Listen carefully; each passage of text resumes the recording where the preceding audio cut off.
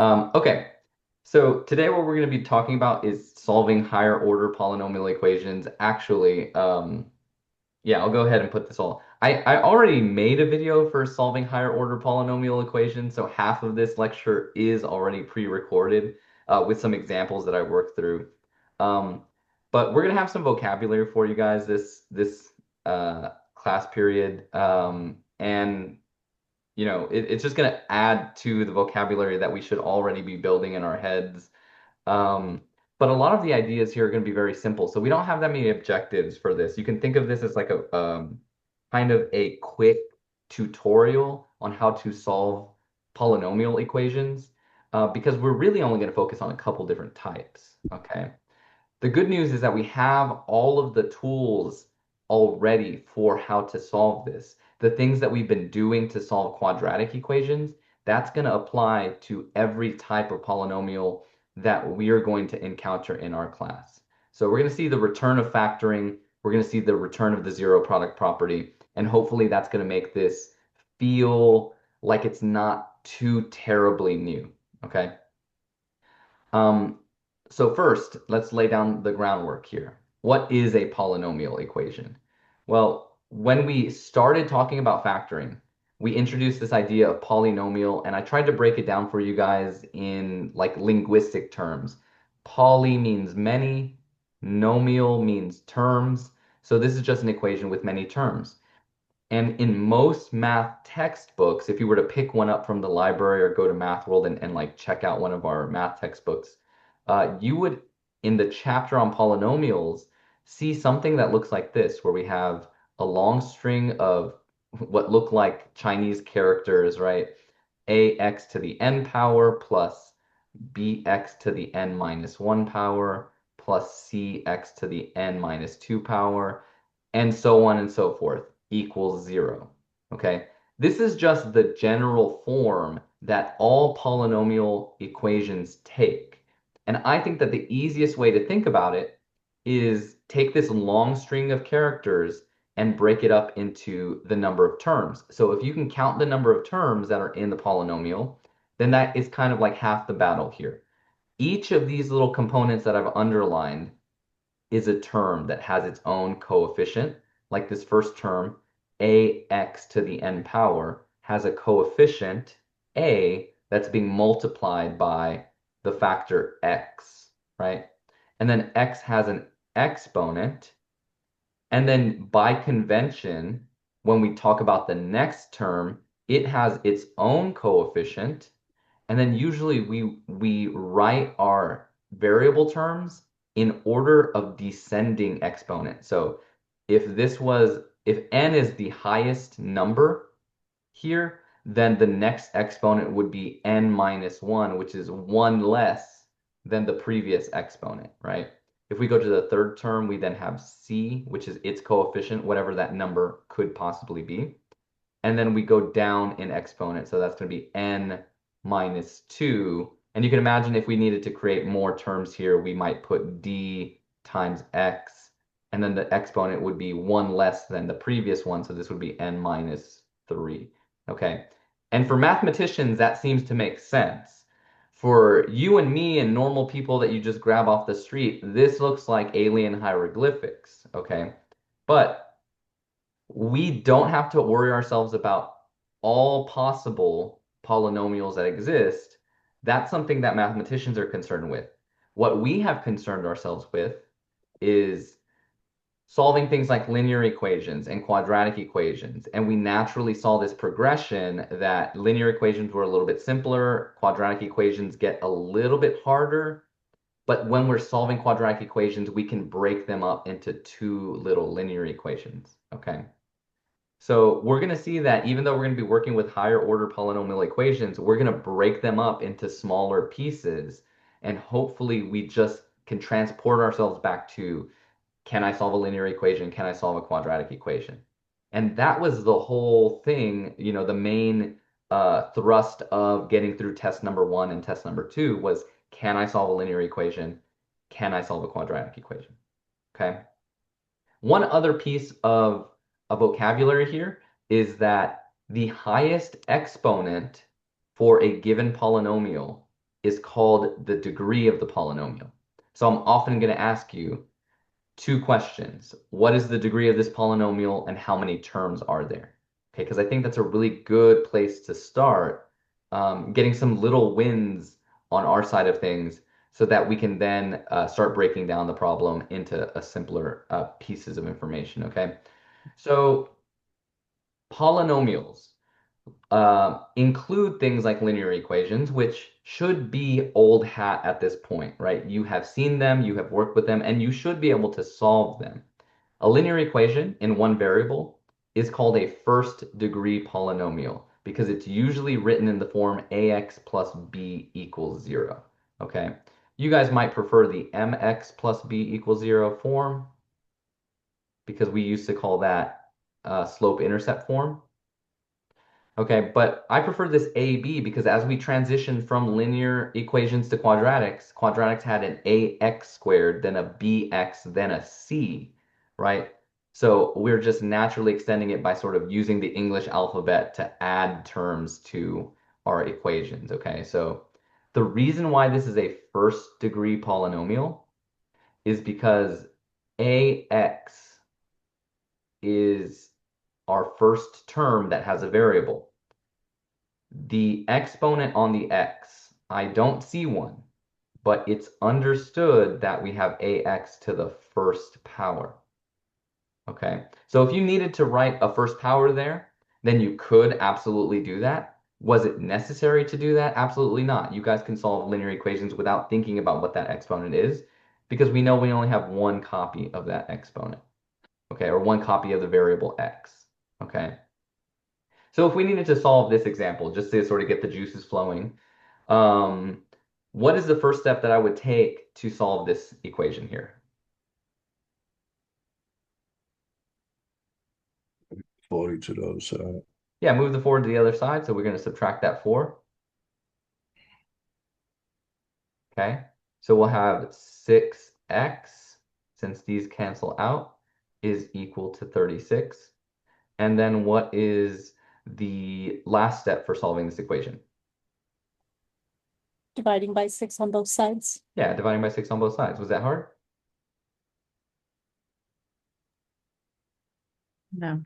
No, I mean, that should feel easier now, right? It's certainly easier than doing the AC method and then doing all that jazz to sort of solve quadratic equations. When we solve our linear equations, we could say x is equal to 6, since 36 divided by 6 is 6. Or we could put our solution as a solution set. This is the way that you guys have been putting your answers into Alex. So that is our solution. Are you guys okay with that? Yes. Yes. Okay. So another thing that, you could build this connection in your mind is that a first degree polynomial has degree 1, right? So the exponent here on the x is a 1, or it's an understood 1. It only has one solution. Okay, now technically there are some linear equations that have no solutions. We haven't really encountered those in this class. And because I don't want to complicate your world too much, we're going to just let that be in existence somewhere else. We're not going to handle them, we're not going to deal with them. But there are some weird linear equations that don't have solutions. So a polynomial's degree tells you the number of solutions you could have at most. So most of the time, we would get one solution from a linear equation. Okay. Um, but that being said, I'm going to go ahead and clear the screen. Whenever we're solving a linear equation, the way we need to think about it is that we're trying to get the x by itself. So often you hear me say, isolate the variable. We want to usually move the x to the left-hand side of the equation and move everything else to the right-hand side of the equation. And there's only going to be at most one solution. Okay. Any questions about linear equations?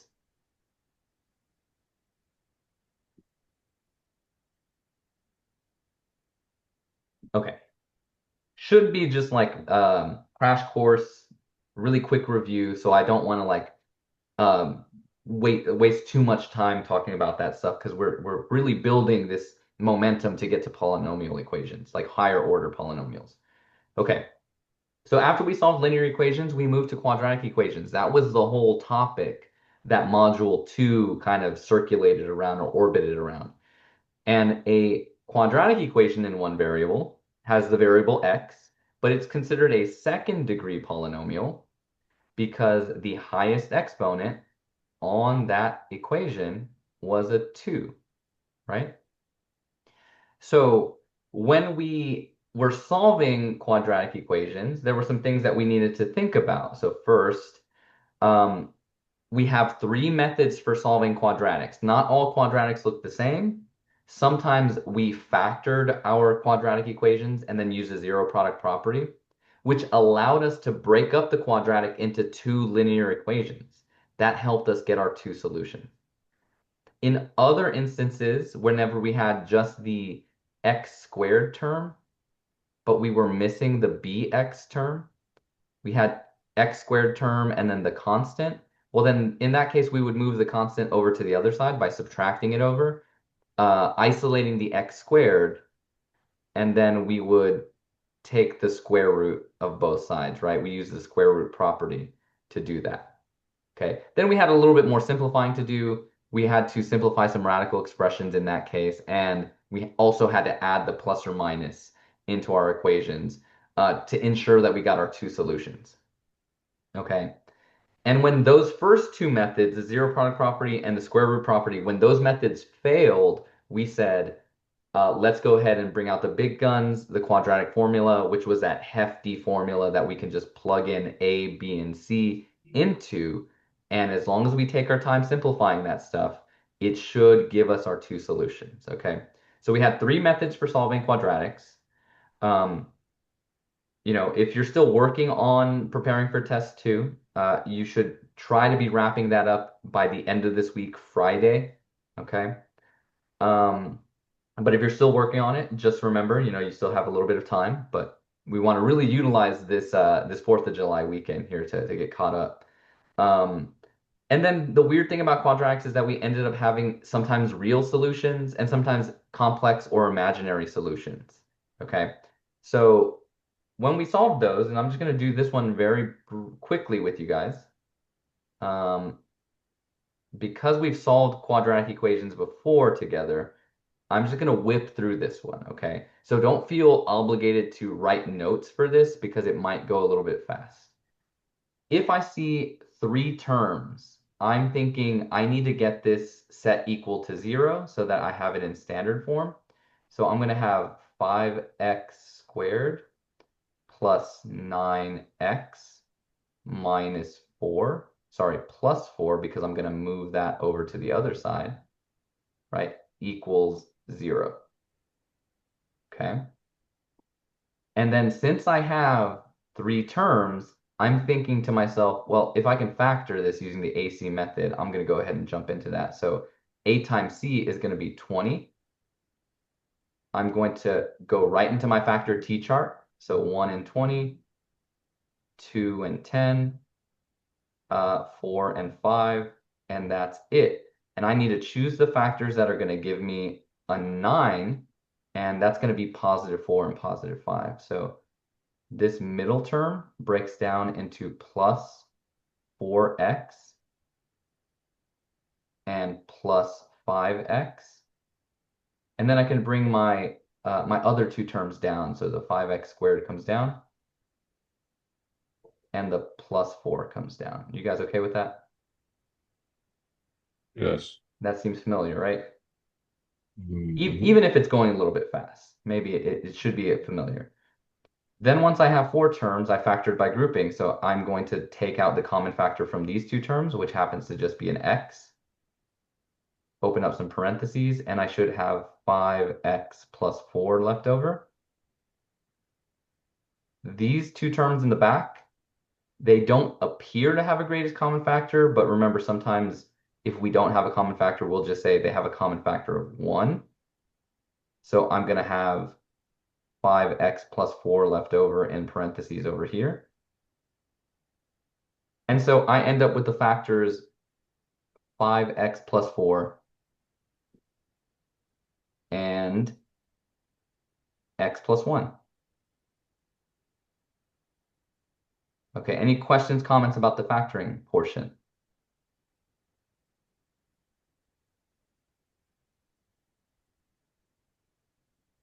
Okay, because once we factor, that's pretty much, I would say, like we're 75% of the way there because utilizing the zero product property, the ZPP, that's when we finally take our factors and break them up into two linear equations, right?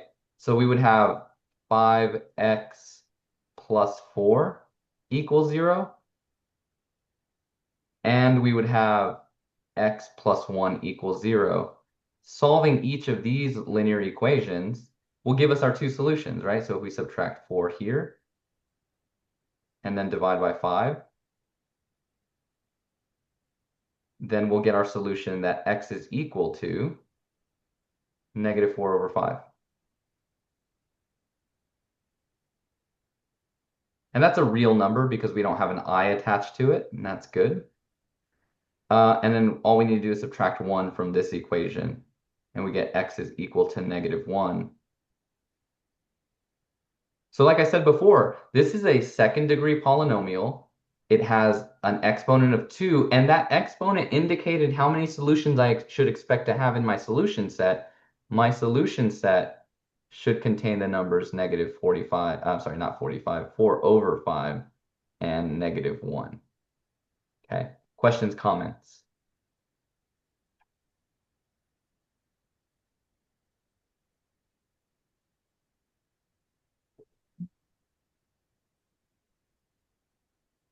Okay. Now, if you're frantically trying to write that down, remember that we are recording this video, so you'll be able to see it. But this isn't what we're trying to do here. We're not reviewing quadratic equations, because we're kind of moving past that. We really want to build into our higher order polynomial equations. Now, a polynomial equation is described as higher order whenever the degree of the polynomial is greater than 2. In this class, we're specifically going to look at two types of higher order polynomials. You don't have to worry about anything with an exponent bigger than 4. We're just going to sort of march into the territory of x to the third power and x to the fourth power. Okay? So if we have a polynomial that has ax to the third power plus bx to the second power plus cx plus d equals 0, something like that, then I should be able to say, like, what is the highest exponent for this equation? And we call this the leading term because it has the highest exponent. And because my exponent is 3, we call it a cubic equation or a third degree polynomial. Okay? So third degree polynomials are called cubic equations. And because our exponent, our highest exponent, or the degree of the polynomial is 3, we should have 3 solutions at most when we solve this equation. Hmm. Okay. Now, I don't need you guys to like sort of have anxiety attacks just yet. We're going to work on Mhm. a cubic equation. So like the idea that you need to take away from this slide is just the degree is 3, and we expect 3 solutions when we solve it. Okay. For quartic equations, the most complicated ones that exist, right, beyond the scope of this class, can be written in the form ax to the fourth power plus bx to the third power plus cx to the second power plus dx plus e, okay, equals 0. We're not going to see things that are this complicated with this many terms, but what we really want to pay attention to is when we come across an equation that has the highest exponent of 4, we're going to call that a fourth degree polynomial equation. Okay. So again, there are names for these equations that, is the slang that mathematicians call them, like cubic equations, quartic equations. There are things like quintic equations if we're going to the fifth power, but like that's not super important that you get that slang down, right? What's important is you say, what's the highest exponent here? Just call it a third degree polynomial or a fourth degree polynomial, okay? Just so that we don't confuse ourselves. And I say that because I know that when we start talking about roots, or when we were talking about roots in the previous lecture, sometimes students say, oh, the 3 square root. No, it's the third root, right? And so we just want to say, what's the root for those radical equations? For these polynomials, you just want to say it's degree 3 or third degree if we're talking about a cubic equation, okay? Quartic equations are the fourth degree polynomials. They're going to have at most 4 solutions, and there's many types of quartic equations. The only ones that we're going to deal with here uh, are called quartic equations that are quadratic in form. Okay. And that means that they're going to look a lot like our quadratic equations. And because they look very similar to the quadratic equations that we've already handled, they're pretty much going to be solved in the same manner. There are a little bit of tweaks towards the end of solving the equation. But remember, a fourth degree polynomial is telling us that we should expect 4 solutions from that equation. If you ever solve one of these higher order polynomials, and let's say you had a fourth degree polynomial, but you only found 2 solutions, then you lost half of the battle, right? We're missing something. You're not done with that problem, okay? So that should guide you as to when are you finished, right? Which I know is a question that really gives a lot of students in math classes trouble, like when do I stop? Okay, count the number of solutions, and if it matches the degree, then you should be done, okay, provided that you didn't make any other kind of silly little mistakes, okay? So in this PowerPoint, I gave you guys access to 4 example problems. A and B here are cubic or third degree polynomial equations. C and D are what we call quartic or fourth degree polynomial equations that are quadratic in form.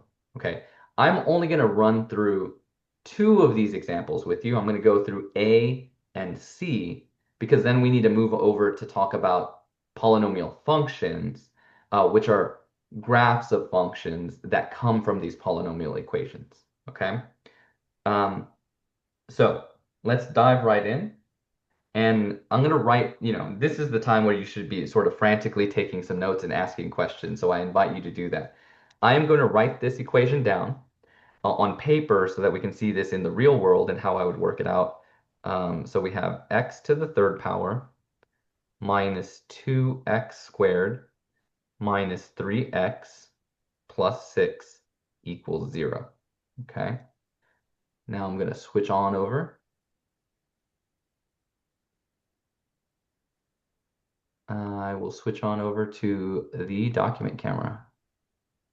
And remember, guys, as we go through this, please, be an active participant. If you have questions, then go ahead and interrupt me with those questions, and I will try to stop at different points to make sure that it's clear to you. Can you guys see this when I'm zoomed out all the way? Yes.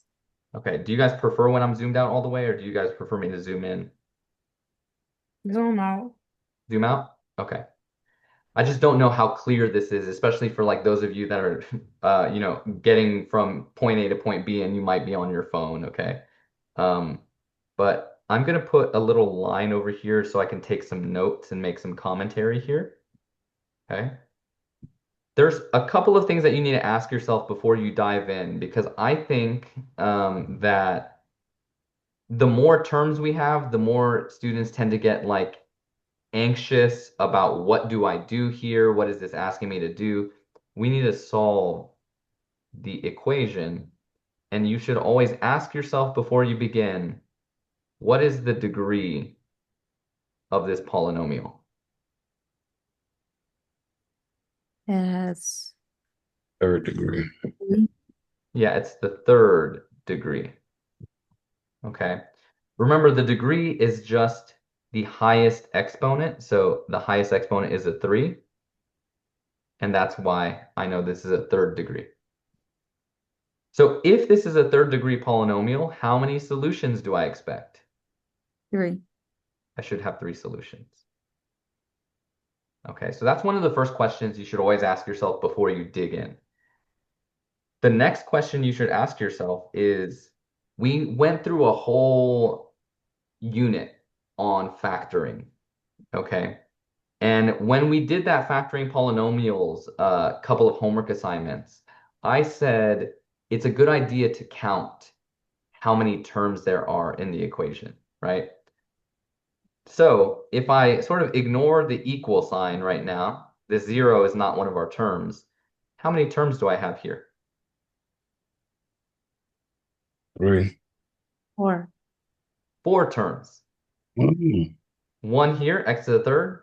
We have negative Mm-hmm. 2x to the second, negative 3x, and then plus 6. Okay. 1, 2, 3, 4. Okay. We need to be able to count those number of terms because we're just going to use factoring to solve this equation. Okay. So even though it's a new type of equation, degree 3, if we have a 4-term polynomial, what factoring method do we use to factor it? I think Audra already put it in the chat. She kind of got ahead of us.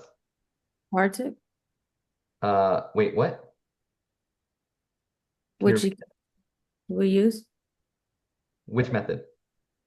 Oh, method. Yeah, which method do we use to factor this polynomial?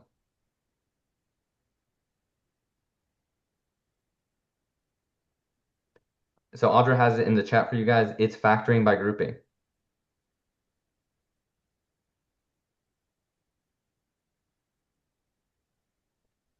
Okay, so if that's not clicking right now, what you need to be able to do is like go back to your notes and partition the information, right? Like there were 4 factoring methods that we learned at the beginning of module 2. We had factoring out the GCF, the greatest common factor. We had factoring by grouping. Then we had the AC method, which could only be done on a polynomial with 3 terms. And then the last one was a special factorization, the difference of squares formula. Okay, and that only had 2 terms. It had some other conditions there. But if I have a 4-term polynomial, then I'm going to factor by grouping. So I'm going to take a look at these first 2 terms by themselves and ask myself, what do x to the third and minus 2x to the second? What is their greatest common factor? What do they have in common? X to the second. X Yeah, squared. x squared. So I'm going to factor out an x squared here. And what I'm going to be left with is you can still play that game of what do I need to distribute to get back to this original term. So x squared times x gives me the x to the third power, and x squared times a minus 2 will get me back the negative 2x squared. Are you guys okay with that? Yes. Okay. Then what do these last 2 terms have in common? 2. 3. 3. 3. Okay, so one thing that you want to watch out for is that sometimes in your head you're thinking, oh, I could divide out a 3, and then 6 divided by 3 is a 2. And so you get ahead of yourself and say a 2. But remember, we're asking what divides into these, and that's going to be that 3. We're going to factor out a negative 3, then open up some parentheses here. And then negative 3 times x gives me the negative 3x, and negative 3 times a negative 2 gets me back to the positive 6. Are you guys okay with that? Yes. Okay, so my 2 factors are going to be x minus 2 and x squared minus 3. Don't lose track of that x squared. So if you sort of have a slip of the wrist and forget to write that second power, you've changed the problem and you're never going to get to the right answer. Okay. Now I'm going to bring the equals 0 back in.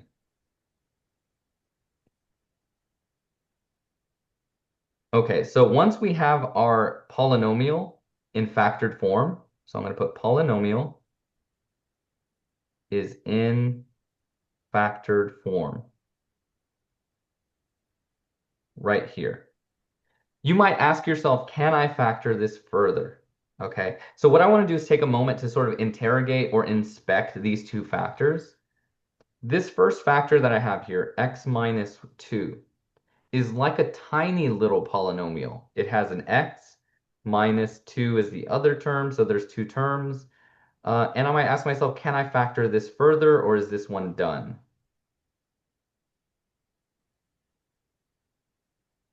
It's done.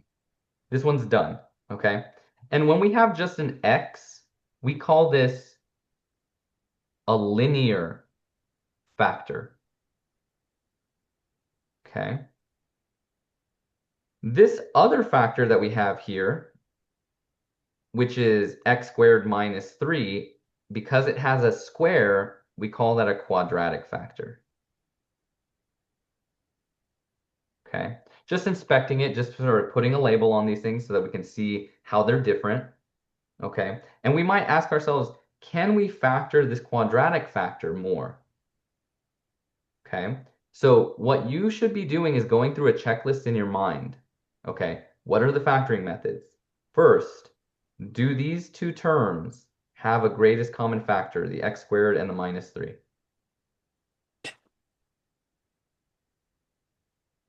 No. So no, they don't have a greatest common factor other than 1, and that's not going to be helpful here. If this had 4 terms, I could factor by grouping, but we only have 2. If it had 3 terms, I could use the AC method, but I only have 2 terms. And then the last factoring method is a difference of squares formula. If I have 2 perfect squares that I'm subtracting from each other, then I can use that formula. But is 3 a perfect square?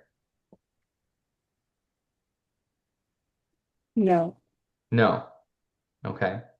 And so these are the kinds of questions that you should be asking yourself every time you solve one of these problems, just going through the checklist so that you can be thorough about, have I done the correct technique or am I just making some stuff up? Okay.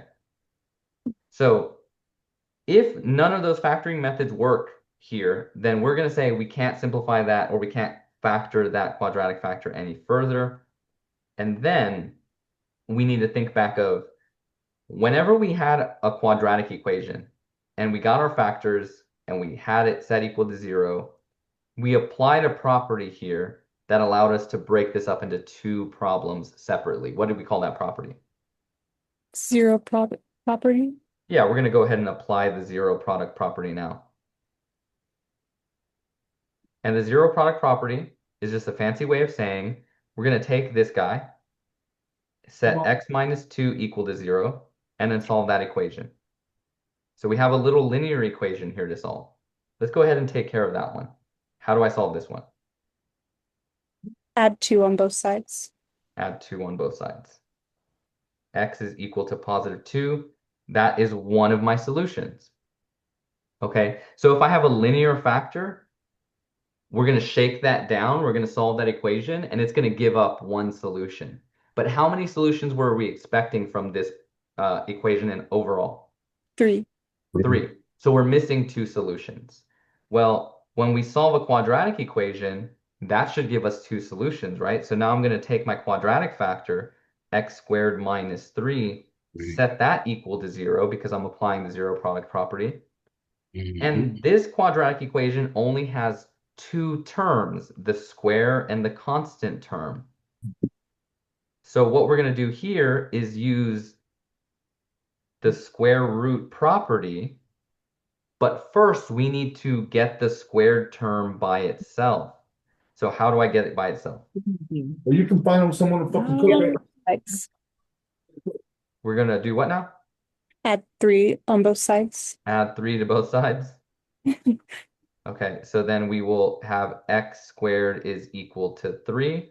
And Yeah. now I'm actually going to apply that square root property. Maybe I got a little bit antsy there, a little bit excited. I can go ahead and take the square root of both sides. You guys okay with that? Yes. The square root and the square cancel out, so I have x is equal to, don't forget your plus or minus because that's how we get our 2 solutions.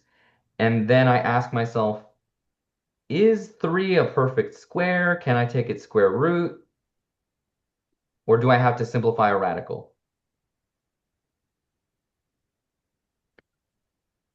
What do I have to do here?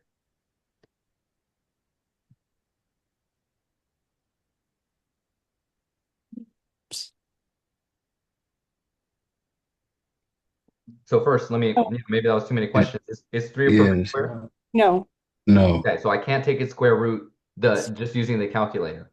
Plus or minus the square root of 3. Yeah, so I'm going to leave it alone because even if I went over here to the side and I said, well, let's make a prime factor tree for 3, right? If it's a non-perfect square, 1 times 3 is not going to help us, right? We Oh, don't have duplicates, we don't have squares. So because of that, I'm going to say that this has fully simplified. So we're going to leave this as plus or minus the square root of 3. And so that's my 2 solutions there. So I have 1 solution here. I have 2 solutions there.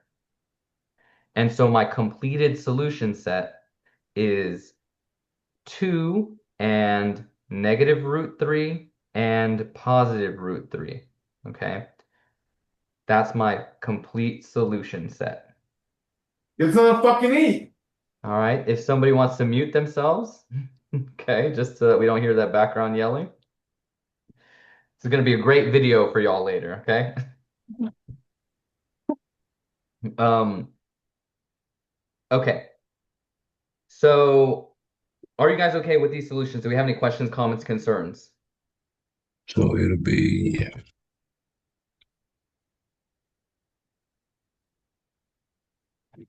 And will Alex want it written out like that?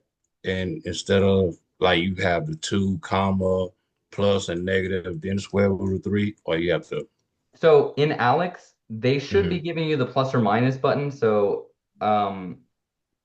you could write it as 2 comma plus or minus root Minus 3. 3. Okay. Okay, but in these examples that I'm going to go through, I'm just going to write it out the long way so that you can Okay. see clearly that we got the 3 solutions that we were expecting, right? There's 3 things Yes, in the sir. solution set so that it's obvious that you're done, right? Because sometimes Yes. I fear that students look at this and they say like, oh, this is 2 solutions, isn't it? Because they forget that the plus or minus actually Mine. contains 3 solutions. Okay. Okay. Thank you. So I'm just gonna, for this lecture's purposes, just write out all the solutions so you can see them clearly. But in Alex, you will be able to use that plus or minus button, okay? Great question. Any others before we move on to the next one?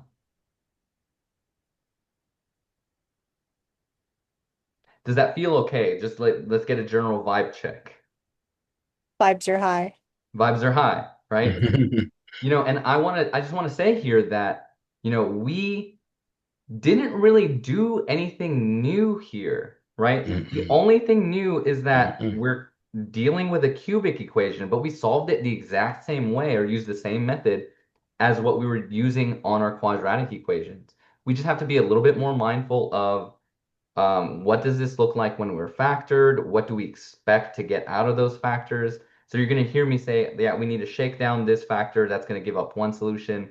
This guy, because it was a degree 2 factor, we needed to get 2 solutions from that. And so as long as we can count the number of solutions we expect to get, then that should kind of guide us as to are we on the right track? Okay. And then the last thing I'll say about these equations is when we were solving radical equations, I said that you absolutely needed to check those solutions to make sure that they were valid. Okay. With these polynomial equations, you're not going to get any dead ends. Okay. If you get that number of solutions, 3 for a cubic equation, then those 3 solutions should be valid. You don't have to check them. And that's just going to save you a little bit of time when it comes to the homework or the tests. Okay. You do have to check your radical equations, the ones with the roots, but you do not have to check your polynomial equations, provided that you factored everything okay and count the number of solutions you should have. You should be good. Okay. All right. The next one that we're going to look at is solving a quartic equation. So this is going to be x to the 4th power minus 5x to the 2nd power minus 36 is equal to 0. And then I'll draw this line over here so I can make some commentary, because I know how much you guys like the DVD commentary. Okay. And we're still going to solve the equation, right? Before we dive in, every single time we want to ask ourselves these 2 questions. What is the degree of this polynomial? 4th degree. 4th degree. So how many solutions do I expect? 4. I should have 4 solutions. The next thing that you want to ask yourself is how many terms?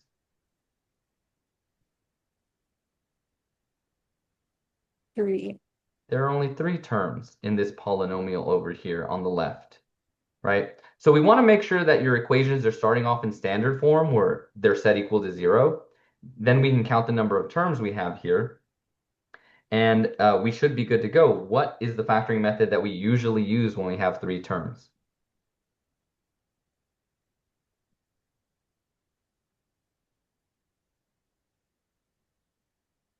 Is it the AC method? Yeah, it's the AC method, right?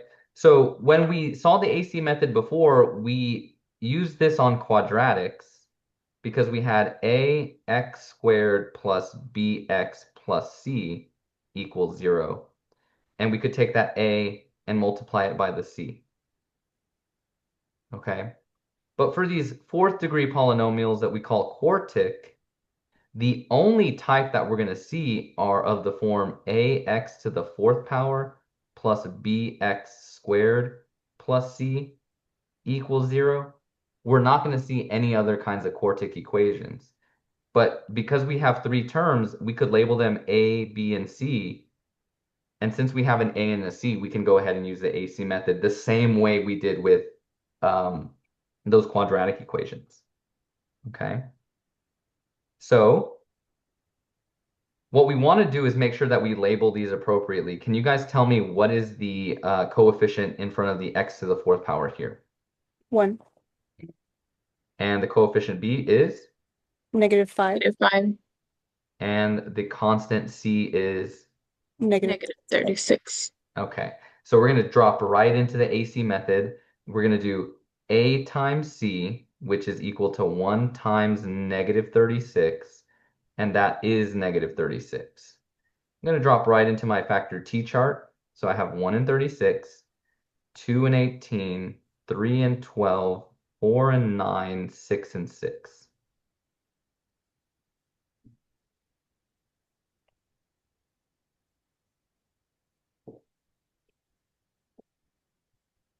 Okay.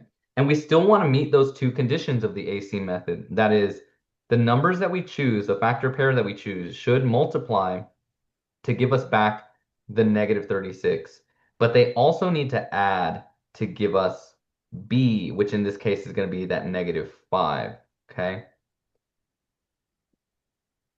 So which of these numbers looks like it's going to add or subtract to give me a -5?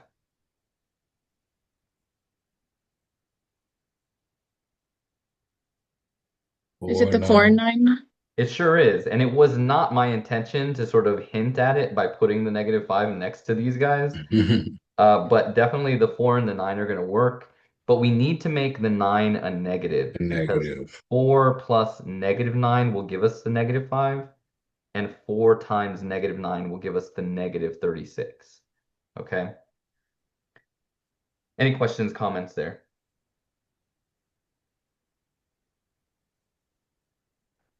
Okay, No. now this part is going to be a little bit different, but it should make sense. What we're going to do is rewrite our polynomial. So instead of 3 terms, we're going to write our 4-term polynomial, which is x to the 4th. Now our middle terms are going to be positive 4 x to the 2nd power and -9 x to the 2nd power. Because these 2 terms need to be able to combine to make this middle term -5 x to the 2nd power. So in my head, the kind of story that I tell myself sometimes is that these 2 guys are the children of this. And if you have an elephant and it has babies, the babies are going to stay elephants. Okay. It's not going to, like a baby, an elephant's not going to give birth to a giraffe, right? So you do have to catch yourself here. If the middle term is an x squared term, then these 2 middle terms need to be x squared terms, not just x's. Okay. So in the quadratic equation, maybe we didn't realize why we were saying this middle term when we broke it up into 2 became 2 x terms. It's because that middle term was bx. But now that we have bx squared, we need to make sure we don't neglect those exponents. Okay. And then we can bring our minus 36. So that was the only little difference there. Okay. But everything else pretty much proceeds the same way. We can look at the first two terms separately, and we're going to factor by grouping. Okay. So x to the fourth power plus 4x to the second power. What is the greatest common factor? What's the GCF here that we're going to pull out? X squared. Yeah, we're X. going to have an x squared here. Okay. Then I'll open up some parentheses. And now I'm still playing this game of let me distribute something and figure out what goes in the parentheses. So x squared times x squared gets me back to the x to the fourth power. And then x squared times 4 gets me back to the 4x squared. Are you guys okay with that? Yes. Yes. The second two terms have a common -9. So I'm going to factor out a -9, open up some parentheses. And when I factor that out, I should have an x squared plus 4 because -9 times x squared gives me the -9x squared. And the -9 times 4 gives me the -36. Okay, so if you're okay with that, then the factors are going to be x squared plus 4 and also x squared minus 9. Questions, comments about the factorization?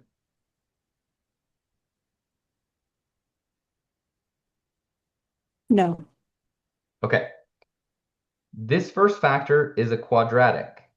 And so we always want to see if it's a quadratic or it has an exponent higher than 1. If it's not a linear factor, we want to ask ourselves, can we factor it further? So No. this one we cannot factor further. Can you tell me why? There's no, it would just be one. There's no X. Yeah, that's correct. So if you look at these two terms, their greatest common factor would be 1. But is this a perfect square? And is this 4 a perfect square? Yes. Okay.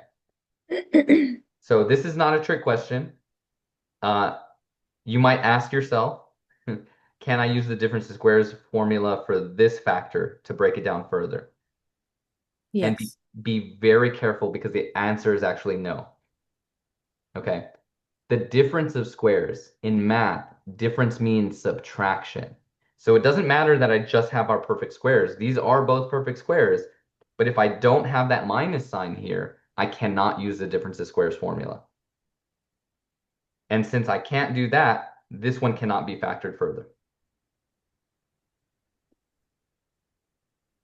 So it just gets set to It's 0. just, yeah, it just gets set to 0. So we can take this over here and say x squared plus 4 equals 0. Can't factor this any further. So we'll just solve that equation. Mhm. Okay, so we're going to divide and conquer. I don't usually do this in this order. Usually I factor completely before I jump in, but let's go ahead and just solve this equation. First, before we do that, how many solutions should I get from this equation? 4. Should I? No, well, from this Oh, little one that we're about to solve. 1. Not 1. 2. It has an exponent of 2, right? So this factor, since it's a quadratic factor, should give up 2 solutions, right? And then this factor, when we solve this, should give up the other 2 solutions right. so that we Okay. get our total of 4. Does that make sense? Yes. Okay. So I'm going to subtract 4 here, and I get x squared is equal to -4. Are you guys okay with that? Yes. All right, how do I get rid of the square? Yeah. Uh, Put so the root where over it. Put the root over it, right? Be very careful. You don't want to rush to just give me any answer. You want to take your time and give me the correct answer. Okay. So we're taking the square root of both sides. We're going to get x is equal to Plus or minus 2i. plus or minus 2i. That's perfect. Okay, so just as a review, remember that when I'm simplifying -4, the square root of -4, I'm breaking that up into 4 times -1 and taking the square root of those separately. So the square root of the positive part gives me the real number 2, but the square root of -1 is where I get the I, okay? So a little bit of a review of our imaginary numbers there, okay? So here, I unlocked 2 of my solutions, right? 2 new playable characters, okay?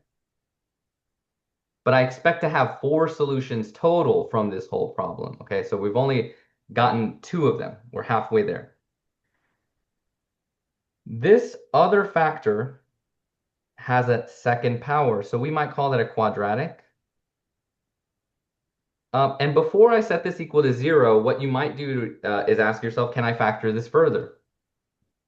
Well, x squared is a perfect square, 9 is a perfect square, and I'm subtracting them, so there's a difference. So can I use the difference of squares formula here? Yes. Yes, 'cause you're This guy factors into x plus 3 and x minus 3, and that's going to give up my 2 linear factors because that one could be factored further. So now I can set those 2 linear factors equal to 0. So I have 2 little equations I need to solve. X plus 3 equals 0 and x minus 3 equals 0. So how do I solve this equation, x plus 3 equals 0? What do I need to do? Subtract 3 on both sides. Subtract 3 on both sides. X is equal to -3. That's going to be my third solution, right? And then I go over here to this linear equation, and I need to add 3 to both sides so that I get x is equal to +3. And that's going to be my fourth solution. And that's it, okay? So again, like I said on the last problem, I'm going to write my solution set the long way just to make sure that we can count all of our solutions. We should have -2i and +2i. We should also have -3 and +3, and that's my solution set. And I can count 1, 2, 3, 4 solutions, which is exactly what I expected, okay? If you want to abbreviate that in Alex, they have the plus minus button. So you can put plus or minus 2i, comma, plus or minus 3. That's going to be acceptable. But I know that this kind of confuses some students because it looks like just 2 solutions. So the expanded form is just to be very clear that we did get our 4 solutions. Okay. Questions, comments about this problem before we move on?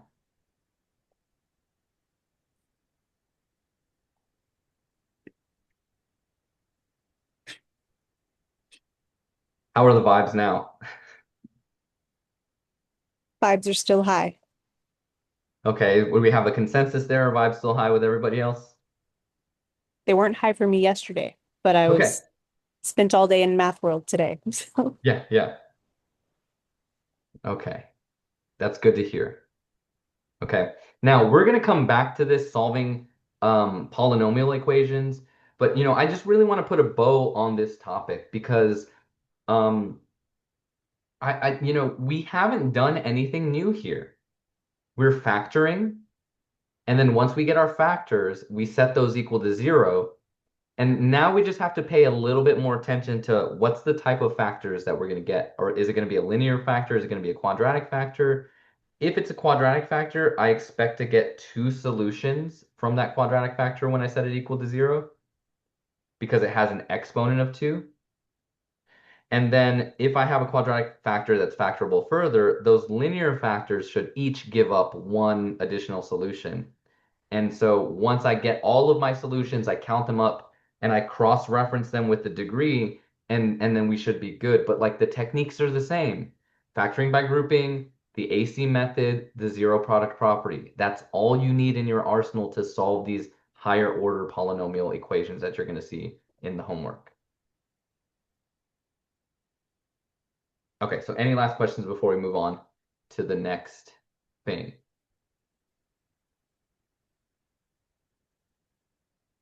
All right. Okay, so this next PowerPoint, PowerPoint number 15, is going to build on top of this framework. It's going to be a little bit more conceptual because it's going to require you to think about graphs. And I know that's everybody's favorite subject. Okay, sarcasm intended. But hopefully, some of the narrative here, even though I'm going to ask you to hold on to a lot of information in your brain, a lot of it's not new information. Okay.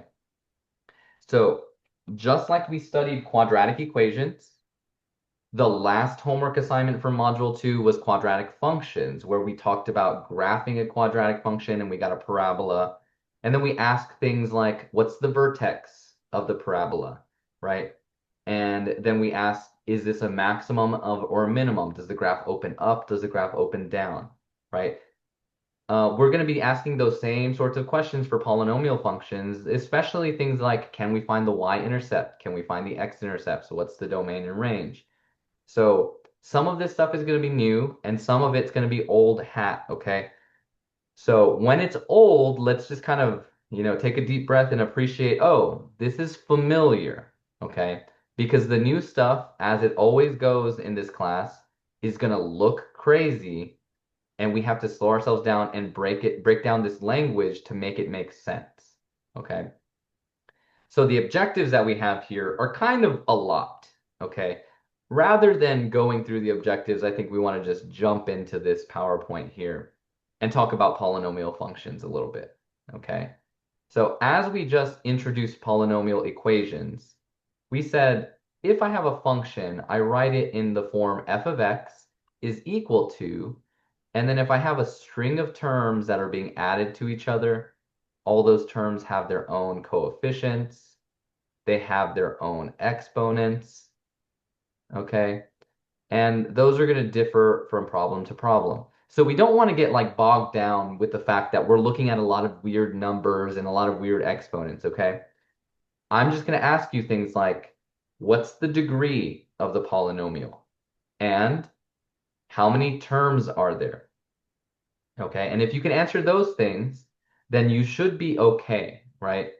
Every time you look at something new, it's kind of jarring, right? Especially if you're being expected to remember something, okay? But we should be able to slow down, kind of break it apart, and then answer some very simple questions, okay? We've already seen polynomial functions like the linear function, ax plus b. We've seen quadratic functions, ax squared plus bx plus c, so that's not new stuff. But in general, our polynomials can only have non-negative integer exponents, okay? And that's kind of a mouthful. That just means that your exponents need to be whole numbers and they need to be positive, okay? So non-negative means positive, whole number, integer, okay? The leading term of a polynomial function is going to be the term that has the variable with the highest power. Okay. And since we usually write our exponents in descending order from biggest exponent to smallest exponent, usually we want to put that term with the biggest exponent in the front, and that's why we call it the leading term. Okay, I'm just going to abbreviate that as LT, leading term. Okay. But still, we should be able to say if we look at the leading term, the exponent, which should be the highest one, is the degree of the polynomial. Okay? So a little bit of vocabulary here, and just a preview of what we're going to be looking at as far as these graphs are concerned. This is an example of a polynomial functions graph. Okay? It is not as simple as our linear equation, which was a straight line, right? Or our quadratic equations, which were just parabolas that had maybe one bend in the parabola. These polynomial functions, as we get more terms with higher exponents, the graphs are going to appear like a continuous line, but it's going to curve and be a lot more wiggly. But a lot of that is based on the degree of the polynomial and the leading coefficient, So the number in front of the leading term, okay? We're going to be asked to find things like the x-intercept, and notice that this graph has 3 x-intercepts, okay? But we're still only going to have 1 y-intercept here.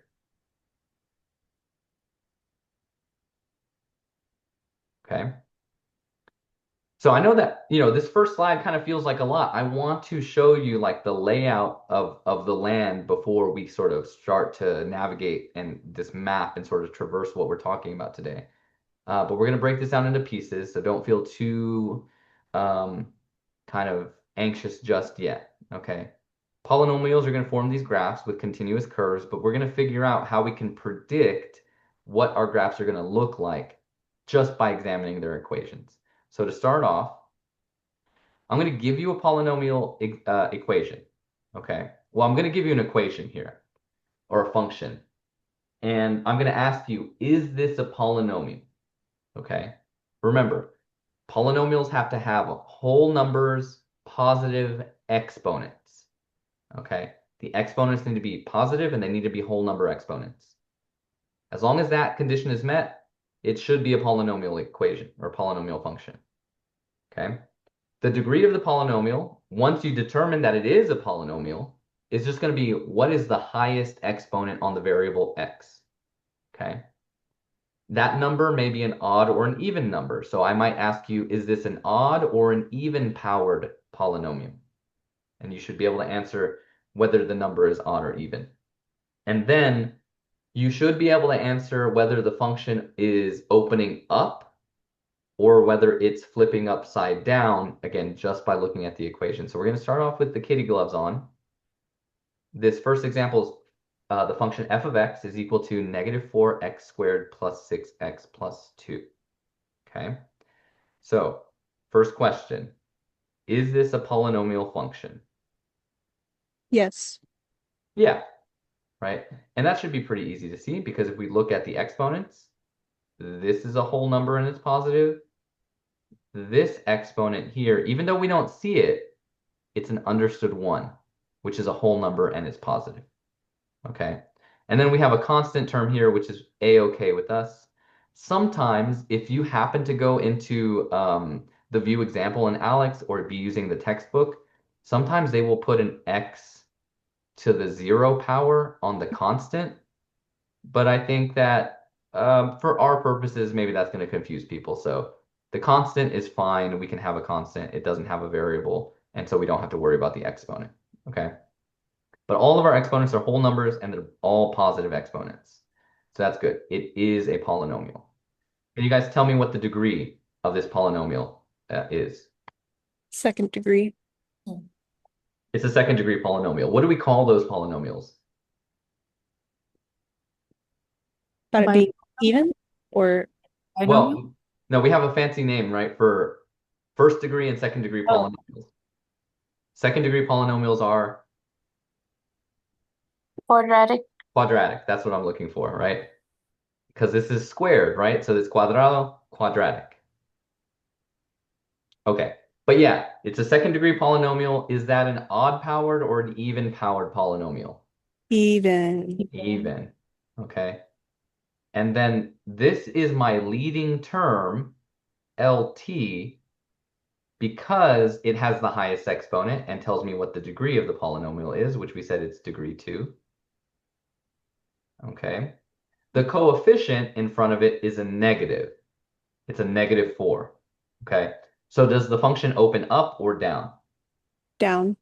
Down, right? So if we were to graph this in Desmos, like the graphing utility that we used or talked about in the past, we would see a parabola that opens downward like this, just because that leading coefficient is a negative, okay? So this is what I mean by we want to break down all these characters or these little symbols to make sense of what do we expect to see when we graph these things, okay? Because we can answer these questions without even graphing them if we just use a little bit of logic and a little bit of elbow grease, okay? So yes, this is a polynomial. This is a degree 2. It's an even powered polynomial and it opens down. Here's the next example. It's a little bit trickier, but I want you guys to, get in there, make some mistakes. Can you guys tell me, is this a polynomial function? Yes. Okay. If you think it's a polynomial function, can you tell me the degree of the polynomial? Is it four? Fourth Yeah, degree. how are you getting that? The x's in the Yeah. So here you want to be very careful. This polynomial is what we say is in factored form.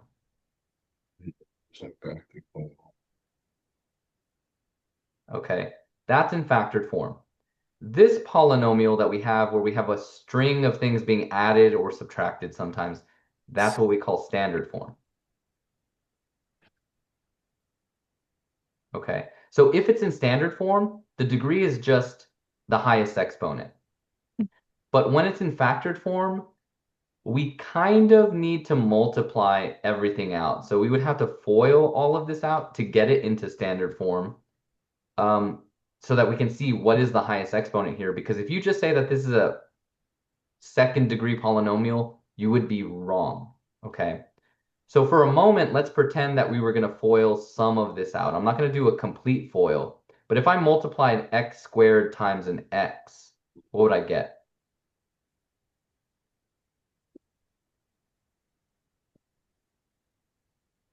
x to the third Yeah, I would power. get x to the third power. And then if I took this x to the third power from these two guys, right, and I multiplied it with the last factor here, I would get x to the fourth power, right? Right. Okay. Okay. So that's one way that you can think about it. If you want to think about it a slightly easier way, you could say to yourself, I have two x's here, I have one x here, and I have one more x here. So what's the total number of x's that I have? 4x. So that's going to be a degree 4, and it's x to the fourth. Remember, don't say 4x, Oh, sorry. Yeah. x to the fourth. Yeah. And again, I'm just trying to catch you there so that you're not confusing yourself when you're talking about it later. In the middle of the night and when it's just you in an empty room and you're talking to yourself about polynomials. Okay. So yes, this is a polynomial function. It's in factored form, so we had to sort of figure out what the degree was here.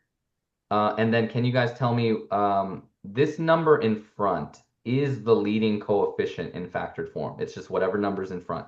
Is that a positive or a negative? Positive. It's a positive. It's a fraction, but it's positive. Okay. That means our graph is going to open up. Are you guys okay with that? I hope so. Yes. This is a polynomial, degree 4. It's an even powered polynomial, and this one opens up. Okay.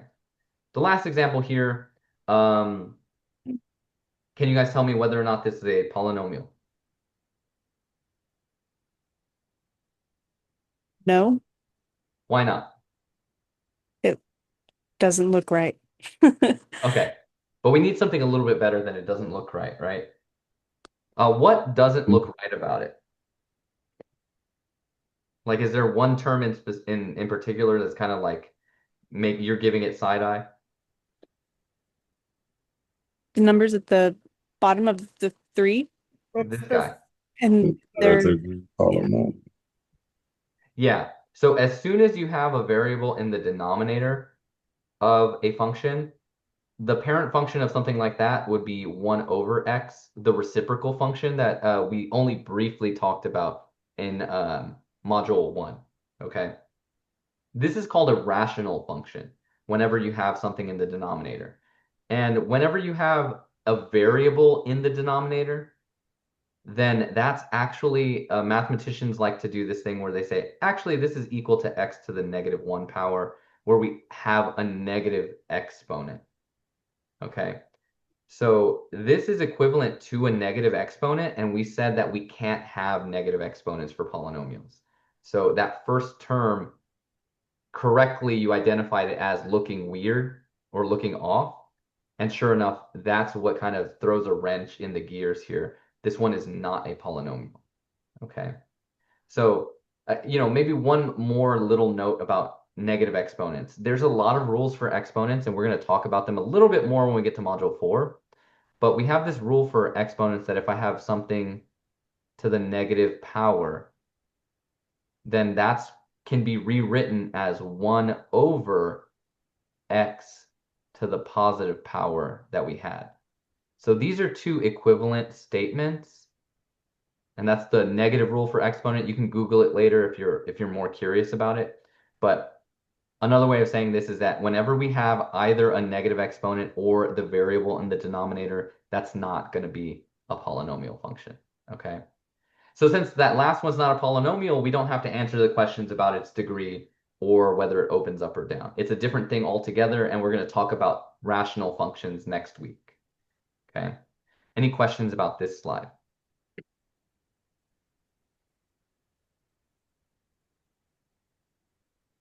Are you guys feeling like, how am I possibly going to remember all of this? A little bit? Or does this feel okay? Oh, I've been looking at that worksheet that you had handed out for the graphs, so I'm feeling good about it. Okay, cool. Okay, just remind yourself if you are feeling a little bit nervous that there's going to be stuff in the homework, right? That gives you an opportunity to practice. It's not an opportunity to punish you. You shouldn't feel like dumb if you can't get the homework right away. It's just an opportunity to practice. Think of it like it's your opportunity to go to the math gym, right? You're going to feel sore and tired when you're done, but you're going to grow from it. And you will grow from it better if you have some good coaching, right? Somebody to teach you the form. That's what class and that's what tutoring lab is for. Okay. So don't feel too bad. You got a long weekend to work on some of this stuff, so plenty of time to get caught up. So let's keep on trudging through this. We'll have practice in the homework. We want to write our polynomial functions in descending order, and sometimes they're not written in descending order. Okay. So this means that the degree of the terms or the exponents need to be arranged from the largest exponent to the smallest exponent. So let's just do one of these examples because I think that this is a really easy exercise to get like some small W's in our pocket. Okay, so we want to get some easy wins. Let me rewrite this one. What of these first terms in this polynomial has the highest exponent? Negative 9x to the 12th.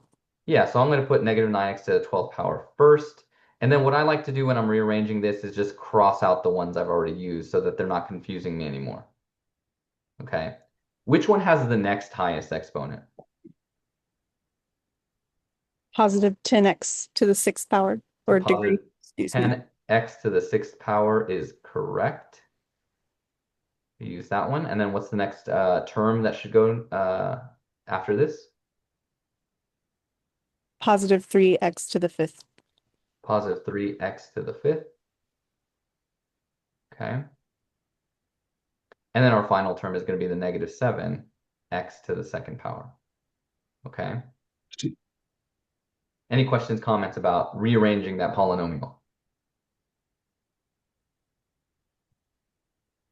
I'm sorry for using lime green here. I know that's a little bit hard to see. Yeah. Okay, I'm going to use a dark blue on the next one, I guess. What I'm going to make a point of saying here is once you reorder the terms, it should be easier to identify what the degree of the polynomial is. Because if you were to say, oh, the degree of this polynomial is 5, because that's the first exponent that you're looking at, that would be you jumping in recklessly. Okay. You want to put it in order first, find that highest exponent, because now the term that we have in the very beginning is the leading term, and that leading term controls a lot of what we expect to see from this function. For instance, we know this is a degree 12 polynomial. Okay, is that an even powered polynomial or an odd power? Even. That's an even powered polynomial. Then when I eventually graph this thing, does this open up or down? Down. It opens down because we have a negative 9. Yeah. Okay. So again, we still haven't looked at a graph. So I know maybe it's hard to build this connection here, but we don't have to look at the graph to answer these questions. We just need to be able to figure out, what pieces of information here in the equation are going to help me answer these questions. Okay. So next, I said I wasn't going to do the second one, but I think for good measure, let's go ahead and have it in the video.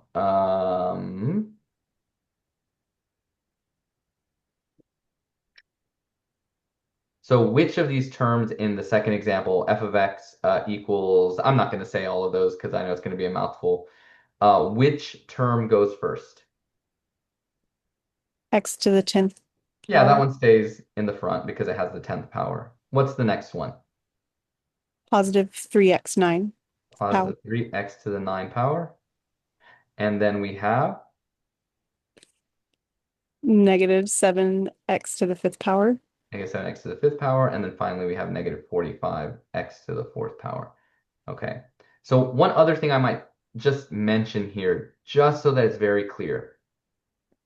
We're only ordering these based on their exponents, not based on their coefficients. So sometimes students will see a number like 45 or negative 45, and they'll say, oh, that's a biggest number, so I'm going to put that in front. No, we're just looking at the exponents. Okay. All right. Well, if we have that one, can you tell me, is it an even-powered polynomial or an odd-powered polynomial? Even. And does it open up or does it open down? Up. Good, right? This is the leading term. It's a positive, so we know that that's going to open up. Okay. All right. And that's going to lead us into really thinking about the shape of these graphs. Okay. So the shape of a polynomial graph is going to be determined by two pieces of information that I've kind of been sort of conditioning you to report to me. The degree of the polynomial and the sign of the leading coefficient. So usually we just look at the leading term and we say that this is the power function that describes the polynomial. So when we look at an equation, we're really just saying, oh, the leading term for this last example was x to the 10th power.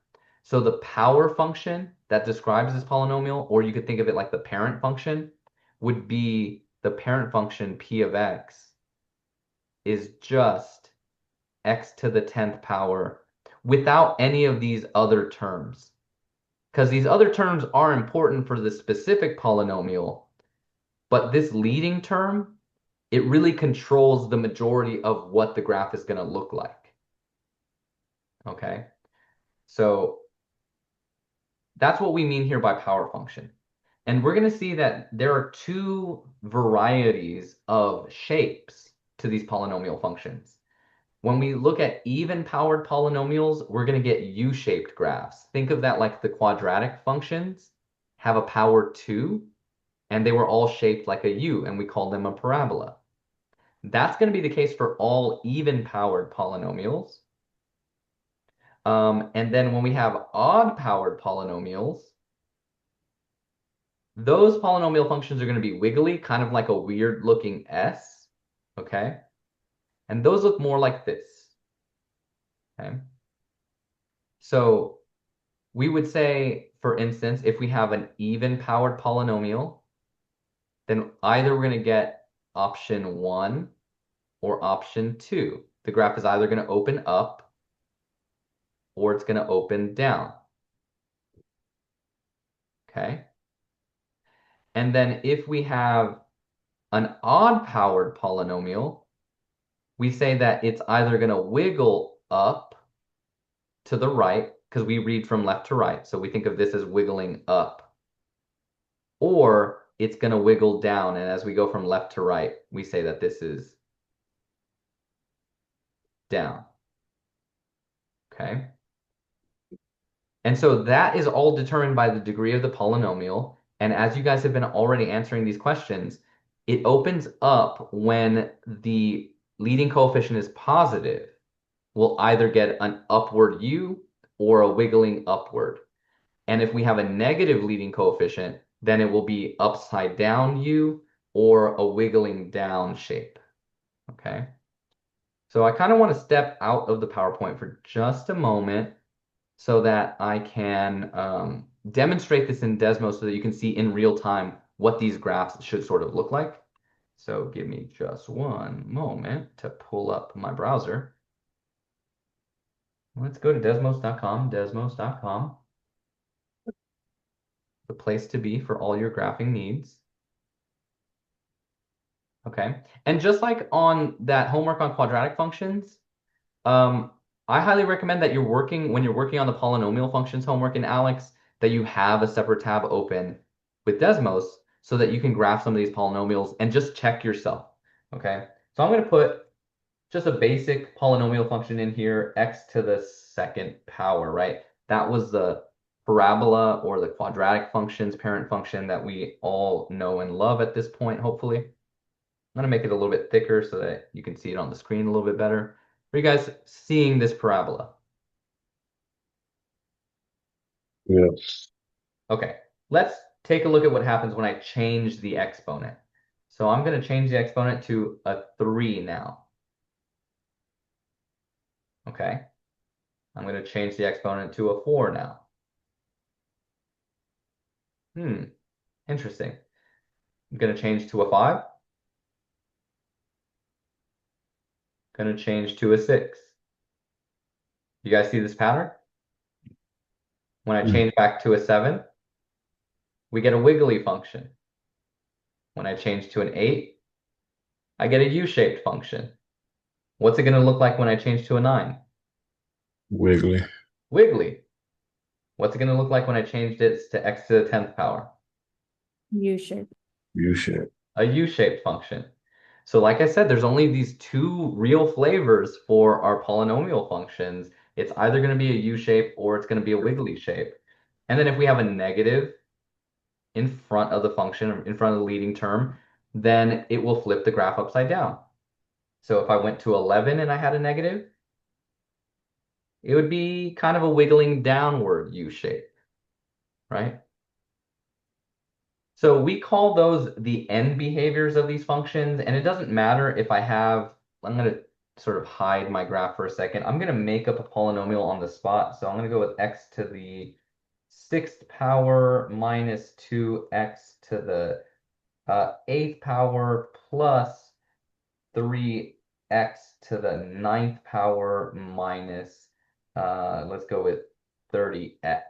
Okay, there's our polynomial function. Can you guys tell me what is the degree of this function that I just typed in? Just a 9. little. Yeah, go ahead and say that again. 9. It's a 9. It's not in the correct order, but it's a degree 9 polynomial. Okay, so if I'm just looking at this term, 3x to the 9th power, is the graph going to open up or down?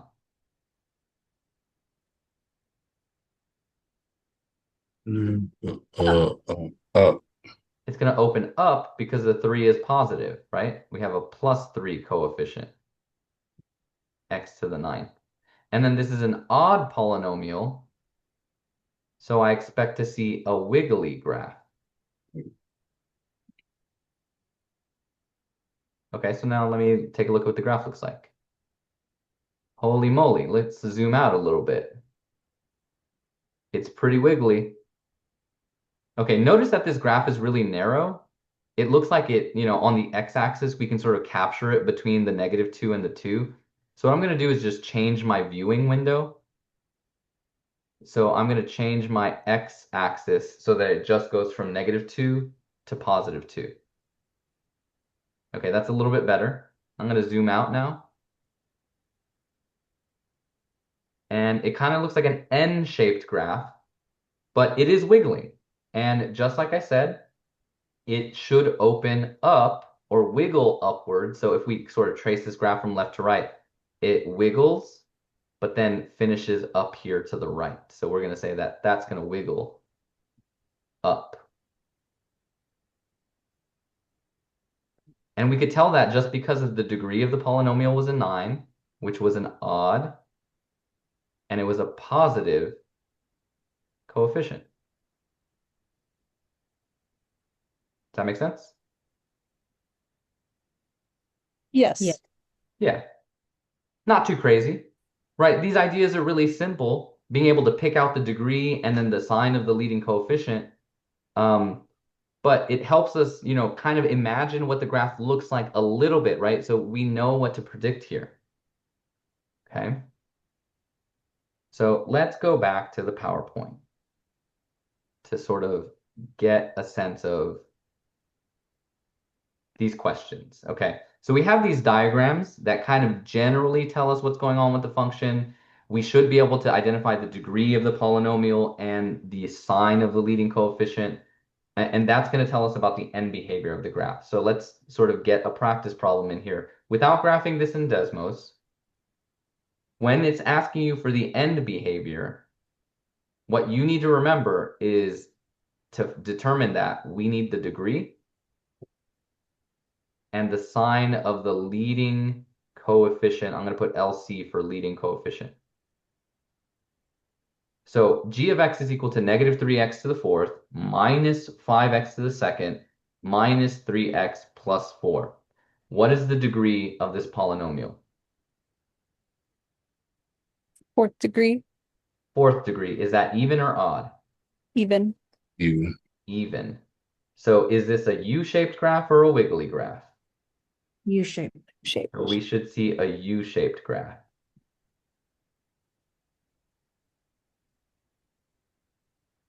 Okay. And then since this is the leading term, the leading coefficient is what number? -3. It's negative 3. And since that's a negative, does this graph open up or down? Down. Down. Down. So we should be seeing a graph that is a downward U-shaped graph in general, all right? It's not going to be a perfect U shape. When we were studying quadratic functions, those were perfectly symmetrical, which is why we introduced the idea of the axis of symmetry, because both sides of the parabola were exactly the same. With these polynomial functions, they're not going to be perfectly symmetrical. Sometimes they're wiggly in ways that we won't be able to predict, or they're really erratic. So if we were to graph this one, we would get a graph that looks like this in Desmos. Is that a downward facing U-shaped graph? Yes. Yeah, absolutely. So that makes sense. That's pretty much how you need to think about these graphs. Okay, any questions there? Okay. Now, Alex, just to have full disclosure with you guys, Alex is a product that the school purchases that's designed by some publishing company with their mathematicians and their engineers. And they design the homework platform with certain questions that gear students that are trying to understand algebra so that they can go on to pre-cal and calculus. That being said, there are going to be some problems in here that kind of use some complicated symbols. Uh, if this math stuff wasn't hard enough to read, this stuff is going to be kind of confusing to look at when you get to these problems in the homework. Okay, so I want to break this down on paper so that we can make sense of what's going on here, looking at the same function. Okay, let me switch over to my document camera so that we can see how this is going to look in Alex. Okay, so we have a polynomial function. They're going to say determine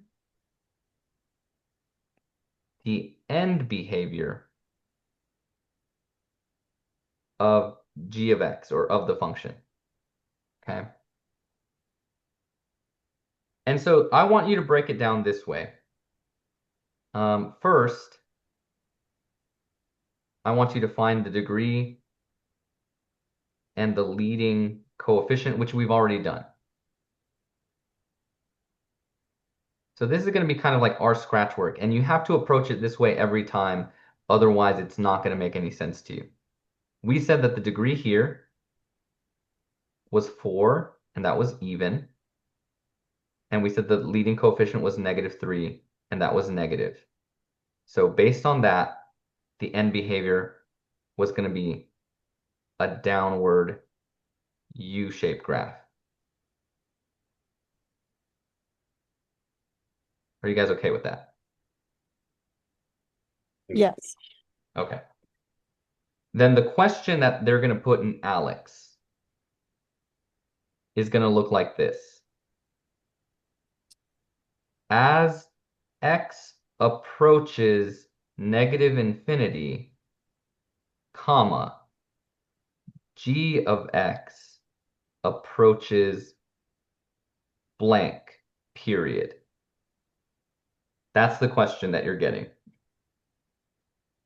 And that kind of introduces these symbols, like what does this arrow mean? I mean, I know I just read it out loud, but also what does this -infinity mean? What is this asking me to do? I don't know what I'm looking at. It's alien hieroglyphics, right? So we need to break this down a little bit. This symbol with the arrow means that as the x value approaches -infinity. So if you think about this graph as being like you're on the x-axis, let's say that the x-axis is right. This is the y-axis. This is the x-axis right here. And this is our function g of x. I'm just going to label this g of x is an upside down U-shaped graph. Okay. What I think is easiest to interpret this as is x approaches -infinity means as you walk to the left, because -infinity is in the left direction. So if I'm a person, which I am, and I'm walking out to the left, I'm going towards -infinity, right? Does that make sense? I'm gonna put this is me. I'm walking left towards -infinity. That's what this symbol. X is me walking to the left. Then as I'm walking to the left, Alex is going to have two buttons that I can choose. These are my choices to fill in the blank. It's going to have a -infinity and a positive infinity. And those choices are describing the direction of the graph. So there's two things that we have to do here. We have to say, what direction are we walking in? And as I walk to the left, I can trace this graph, and it's either going to be going up or down. The left side of this graph, is it pointing up or is it pointing down? Down. Down. The graph is going down on the left side. And so I'm going to choose -infinity here to indicate that the graph is moving down. Graph goes down.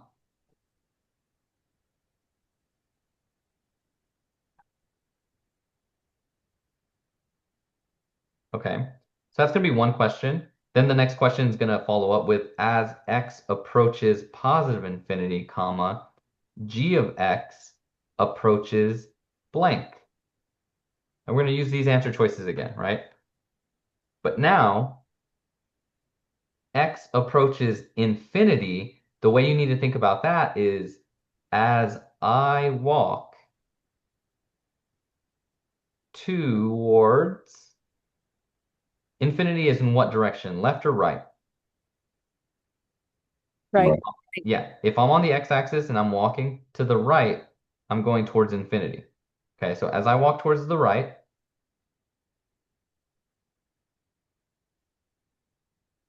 the graph Right out. goes where? So on the right side of the graph, am I going up or am I going down? Down. Down. Yeah, so this side of the graph is also going down. So in that case, to indicate that the graph is going down, I'm going to use -infinity to indicate that. Does that I mean, I know it's a lot of like deciphering the text here, but does that kind of make sense? Yeah, that makes Yeah. sense. Okay, and you have to break it down because these symbols are really compact. When mathematicians started deciding like the symbols that they were going to use to communicate ideas, they're very dense ideas packed into very simple symbols. So let me do another example of this if you guys don't have any questions with this one. I'm going to make one up on the fly, okay? And we'll go through it just so we have a second example because this one can take a little bit of extra work. So I'm going to make a function. I'm going to call it h of x. It's going to be a polynomial function. I'm going to go with negative 10x to the fifth power plus 3x to the second power minus 40x plus 50. Okay. And we're going to do the same thing, determine the end behavior, but I'm going to write the question out the way Alex presents it. So the question is just going to be, as x approaches negative infinity, h of x approaches blank, and then as x approaches positive infinity, h of x approaches blank, right? So Alex gives you the question, but then down here, this is what we're going to write down, our scratch work to sort of approach or answer this question. So before diving in, because you don't want to get into the habit of thinking like, oh, I should be able to do this in my head. No way. You need to decipher this by writing some stuff down on paper, okay? So let me know when you guys are ready to begin.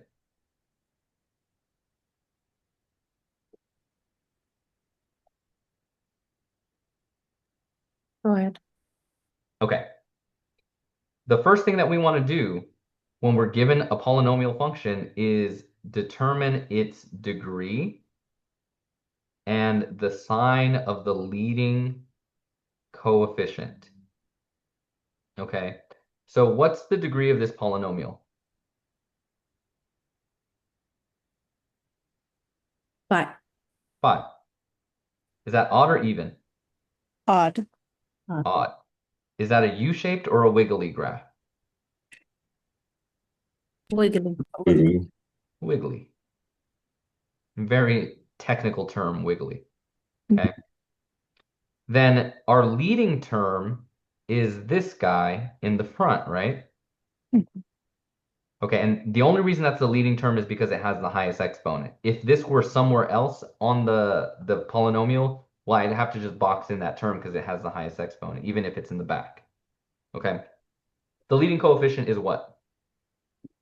Negative 10. Negative 10. We know that's a negative, so does this graph open up or down? Down. Down. Okay. Now, there is an end behavior diagram handout that is in Module 3. You can download that. You can print it off if you have the time. But essentially what it looks like is this grid. I'm not exactly sure how I designed it, but there's 4 options for our graphs, right? We have our U-shaped graphs, up and down. Then we have our wiggly graphs that this one wiggles up, and then this one wiggles down. And so this is our even polynomials. These are our odd polynomials. This is our positive leading coefficient. This is our negative leading coefficient. And you just told me that we have a wiggly graph that opens down.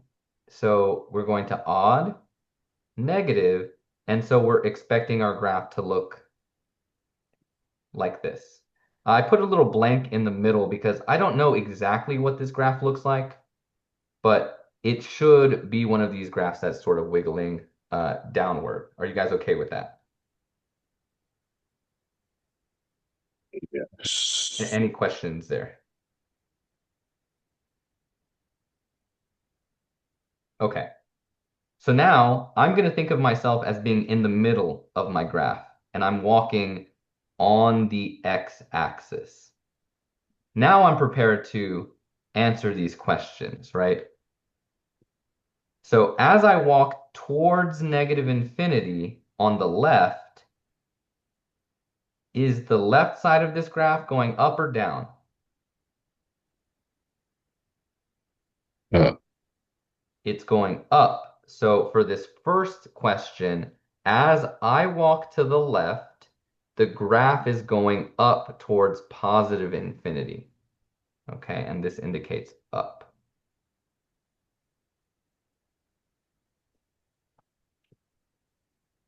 Are you guys okay with that?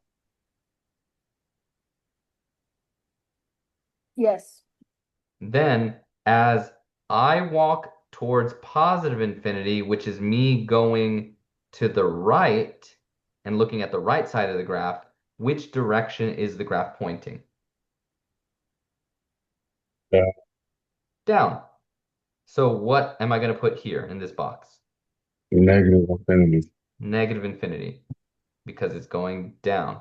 And that's it. Don't overcomplicate it. It's already complicated enough, right? We had to like break it down into these pieces to make sense of it. Okay, but that's what you're going to do. It's going to look like a very simple question. They're just going to give you the equation and they're going to give you these two sentences. But you have to do the work of writing this stuff down so that it makes sense to you. Questions, comments about that?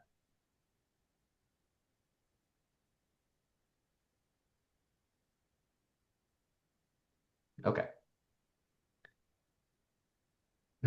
So we kind of mastered this end behavior of the polynomial, and that brings us to some additional stuff. I mean, I guess I had a practice problem here that we could go through really briefly. Given this polynomial p of x, what's the degree of the polynomial? 7. So that's Seven, so that's an odd number. The leading coefficient is what? 15. 15. So that's a positive 15, right? So that means that this Yes. graph is going to be wiggly and wiggle upward. So if you were to graph this into Desmos, just to check yourself, we expect to see a graph that looks like this, right? And so as I walk to the left, the graph is going down. And as I walk to the right, the graph is going up. Does that make sense? Kind of like putting a bow on that idea.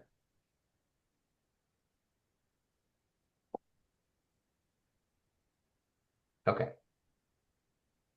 We got to get to the sort of last pieces of information here because we've been talking about end behavior and the degree of the leading coefficient and I'm sorry, the degree of the polynomial, the sign of the leading coefficient. So like we really haven't been talking about a whole lot here.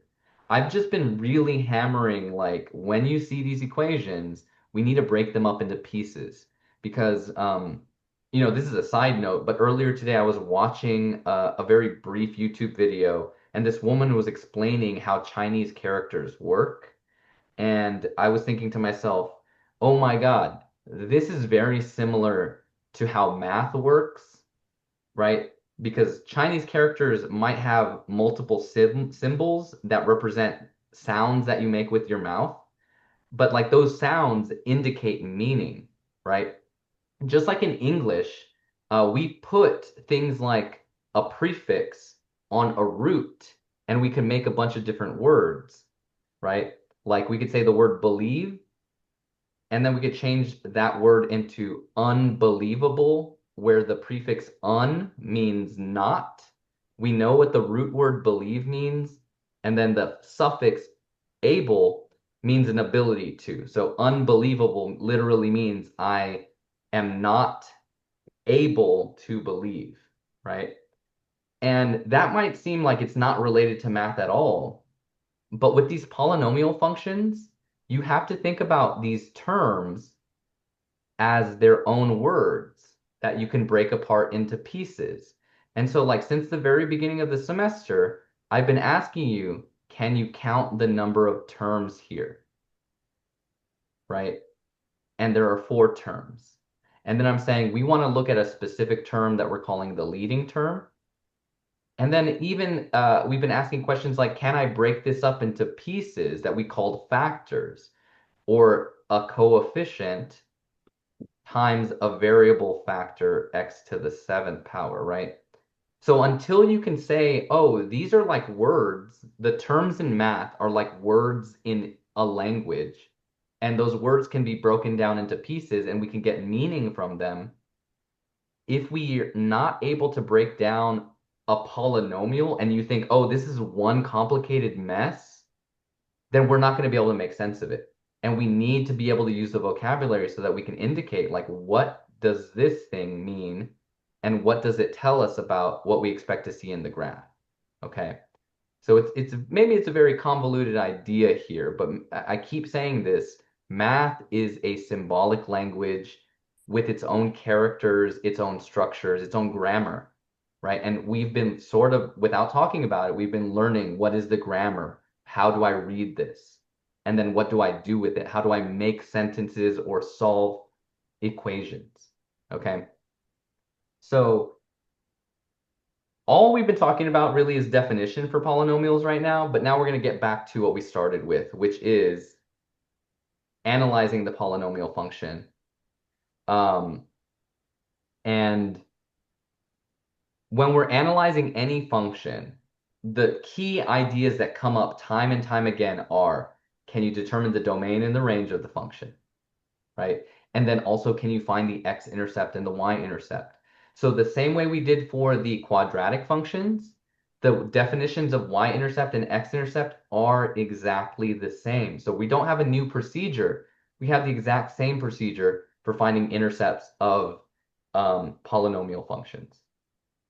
But what you'll notice is that if we have a polynomial function, then the polynomial function is going to be a lot wigglier, right? This function, for instance, if we just look at the two ends of the function, this side's going down, this side's going down, I would say that that is a U-shaped graph.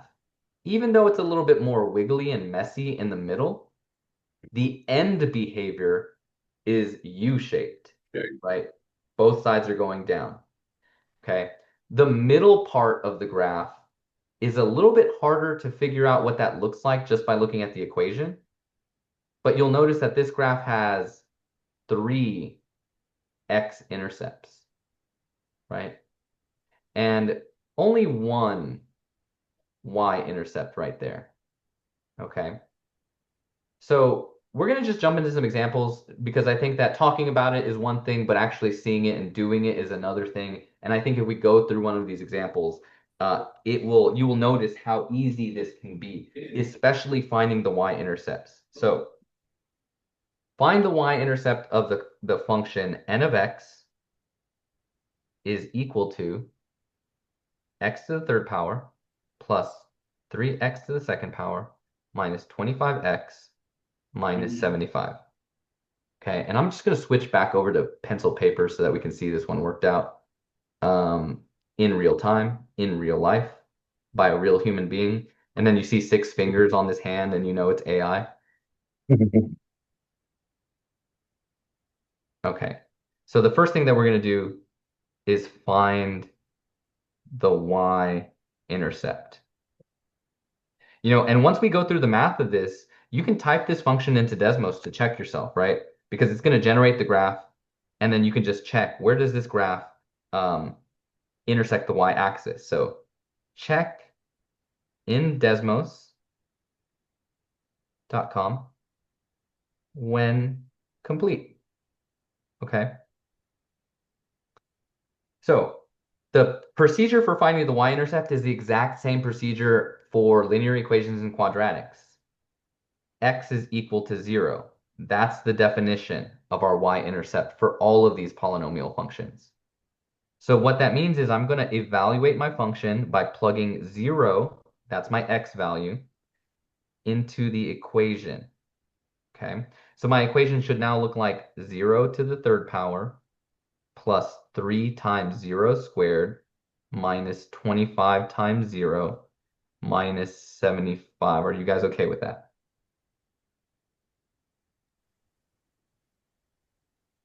Yes.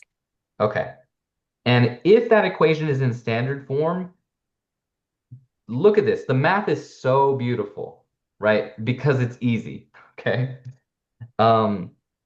A lot of zeros. Yeah, a lot of zeros, but 0 to the third power is 0. 0, so it cancels out. 3 times 0 squared is going to be 0, so that cancels out. Negative 25 times 0 is 0, so that cancels out. What am I left with? Negative 70. Negative 75. Negative 75. So like all of these complicated ideas that we were looking at earlier, when we get back to finding y-intercepts, that's really nice. Okay, we plugged 0 into the function, we evaluated it, we got negative 75. So the y-intercept is an ordered pair, and don't forget that. We need to put the x value and the y value, so our x value is 0, and the y value is negative 75. Nice. Yeah, good stuff. Questions, comments there? Mm-mm.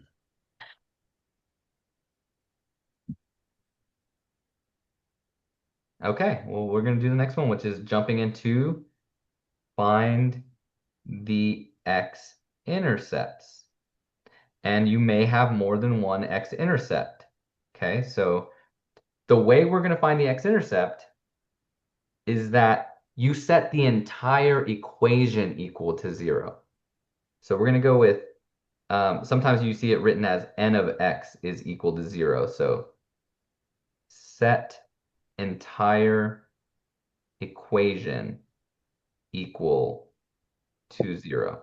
And then solve that polynomial equation, which is why we started off with solving polynomial equations, because we're going to have to do that to solve for this x-intercept. So I'm going to go with x to the third power plus 3x to the second power minus 25x minus 75 equals 0. Okay, I'm going to take a swig of water, just a strategic sip of water so that you guys can catch up. Now, before we solve this equation and find the x-intercepts, you need to always ask yourself, what is the degree of this polynomial? Third degree. How many solutions do I expect? 3. 3 solutions, which means that I'm going to have 3 x-intercepts. Okay, how many terms are there? Oh, There are 4 terms. So I'm going to factor by grouping. Okay.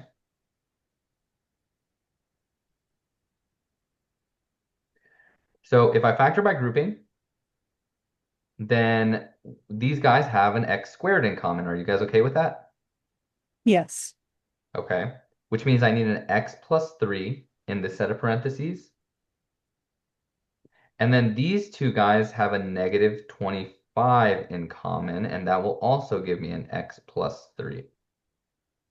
So my factors will be x plus 3 times x squared minus 25. You guys okay with those two factors? Yes. yes. Okay. But then I'm going to look at my quadratic factor, which is a difference of 2 perfect squares. So I know that we can factor that further. I'm going to leave this as x plus 3, but then I'm going to have an x Plus plus 5. 5 and an x minus 5. And now that I've factored completely, I can set those factors equal to 0.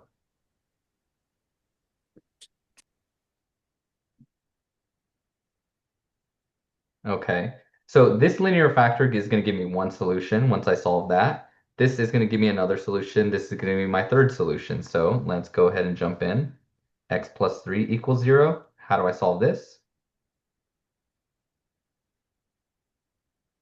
Subtract 3.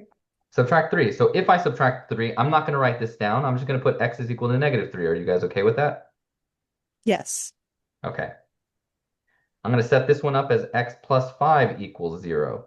Again, I'm not going to subtract the 5 over. I'm not going to show that step, but you guys know that it's going to become a negative when I move it over, right? So I have x equals negative 5.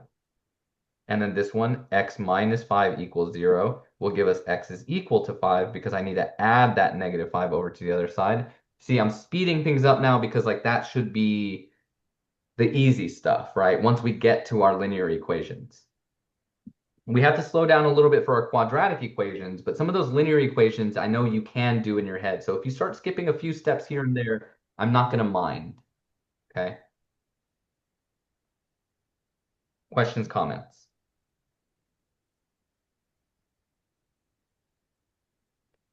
Okay. Well, one thing about these solutions to my equation is that these solutions are sometimes called the zeros of the function. So these are the zeros of the function n of x. Okay. But I think it gets really complicated here. The way we teach it is complicated, right? Needlessly complicated because like if you can, think back to when you were taking a high school math class, and for some of us it might have been a really long time ago. Uh, in a high school algebra class, I think one of the reasons why polynomial functions become so difficult to manage is because they sometimes call these zeros of the polynomial function. They sometimes call them roots of the polynomial function, and then other times they call them x-intercepts. But we have three names for the same thing. And so to be consistent, I'm just going to keep calling them x-intercepts because like then we can connect that to the graph. But when you see this in Alex, they're going to ask you, what are the zeros of your function? Just know that zeros are the same thing as x-intercepts. Okay. Same shiz.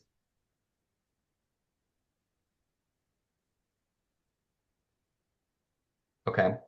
But when we do put our x-intercepts in, we might need to represent those as ordered pairs. So if this is my x value, -3, then my y value, which was this guy here, that's going to be 0. Okay. So -3 comma 0 is where I expect to see my x-intercept, -5 comma 0, and then +5 comma 0. You guys okay with that? Yes. Okay. So I know that you guys probably wanted to see that paper a little bit longer, and I will put it back up, but we are running out of time. So I just want to say in the PowerPoint, I run through these examples. So if you download the PowerPoint, you can view the animations. Okay. And we found the y-intercept moments ago. It was at 0, comma -75. So when we check that in Desmos, that's exactly what we see. Okay. Then when we found the x-intercepts, we set the entire function equal to 0. And since that's a higher order polynomial function, we can solve that by factoring, which we did. We got our three linear factors, used the zero product property, and then figured out that our solutions were -3, -5, and +5. So those are our x-intercepts. When we graph those, we see that they show up in exactly the same locations that we calculated, okay? So, um, really, there's a little bit more here that I need to talk about. Let's see if we can get through it in the next 2 minutes, 1 minute even. And that is, sometimes you're going to be given functions that are in factored form. Okay, so if we look at this example over here on the right, this polynomial is in factored form. And as we mentioned earlier, when it's in factored form, you have to say to yourself, what's the degree of this polynomial? Well, that's a 4. We have an x here, so that's one more x. And then we have a fourth power on this x, so that's a 4. So this is really a degree 9 polynomial. Are you guys okay with that? Yes. Okay. The leading coefficient is negative. So I know that this graph is going to wiggle down because it has an odd power and a negative coefficient. Are you guys okay with that? Yes.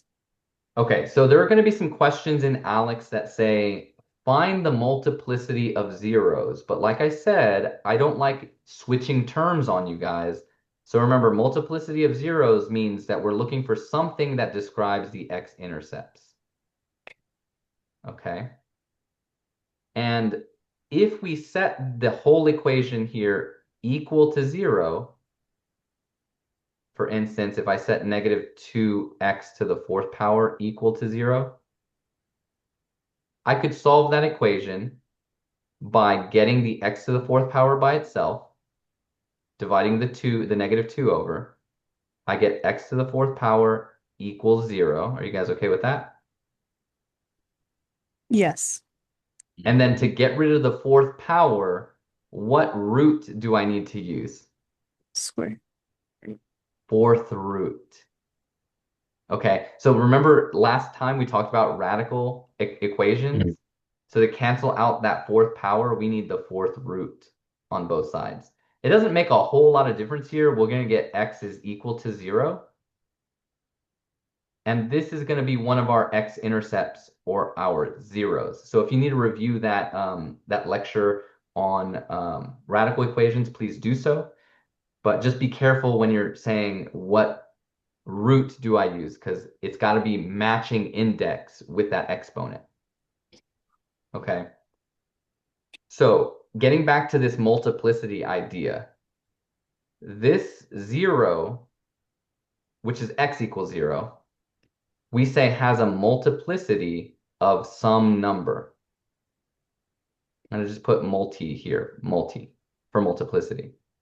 The multiplicity of the x-intercept refers to the exponent that was attached to that factor. Okay, so the exponent, if we trace this all the way back to the factor that we got it from, this has an exponent of 4. So we say this 0 has a multiplicity of 4. Okay, so again, kind of a new term for something that is very easy, right? Something that we already understand. There's an exponent there. That exponent of 4 means we have a multiplicity of 4. If I grab this factor, which is just x plus 2, and solve it, I will get x equals negative 2. Are you guys okay with that? Mm-hmm. So this 0 that I have, or this x-intercept that I have, has a multiplicity. And if we trace it back to where it came from, what is the exponent on this factor here? 1. Yeah, we don't see an exponent, so we know it has an understood exponent of 1. So this 0 has a multiplicity of 1. Does that make sense? Yeah. Mm-hmm. It's Okay, and then finally we have this other factor over here, which is x plus 3 to the fourth power equals 0. How do I cancel out the fourth power? fourth square equal to fourth power or Fourth root. fourth root. Yeah. Yeah, I know it's tricky to like figure out how to say it, but fourth root. Practice that, okay? Fourth root cancels the fourth power. So what I'm left with is x plus 3 equals 0. And then so that's going to give up x is equal to negative 3. Are you guys okay with that? Mm. So the 0 or the x-intercept is negative 3. But what is its multiplicity? Remember, we trace this back to where it came from, and then we ask ourselves, what's the exponent here? So this has a multiplicity of 4. And that's pretty much all of the content that you need for this homework, okay? So I'm sorry for going over by 4 to 5 minutes, but I just really wanted to make sure that going into this 4-day weekend, you had everything that you need, okay? So if you need to, I will post this video on Canvas in a moment. And I say, you know, the nice thing about these YouTube videos is that you can speed ahead to like just review the section that maybe wasn't sticking for you, or you could turn up the playback speed so that I'm speaking a little bit faster, so that you don't have to sort of wait for me to get to like the big finale, okay? So we're gonna leave it there. Um, you guys are dismissed. If you have any questions over the weekend, you can message me to Canvas. If it's not an emergency, I'll get back to you within a day or two. But if it is a mathematical emergency, then you can send me a message to my Google Voice number. Okay. I'll see you guys on Monday. Have a good weekend.